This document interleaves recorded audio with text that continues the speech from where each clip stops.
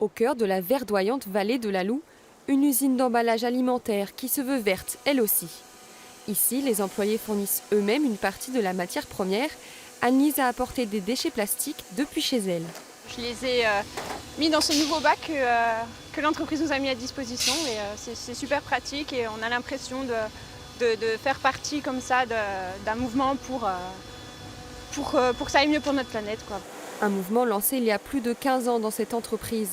En plus du bac de tri, des machines comme celle-ci sont conçues. Grâce à elles, les chutes de plastique issues de la fabrication ne se perdent pas, mais se transforment. De ce site ne sort aucun kilo de matière. Tous les rebuts que dans d'autres industries on va acheter dans des bennes à déchets et puis qu'on va enfouir ou qu'on va vendre à des sociétés, nous on les réutilise, on les broie et on les réintroduit dans des silos qui sont à l'entrée de l'usine pour les réutiliser dans nos processus de production. 1,7 milliard de produits sont fabriqués chaque année par le groupe présent dans toute l'Europe.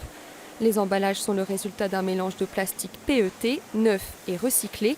En moyenne, une barquette est constituée à 70% de matière régénérée.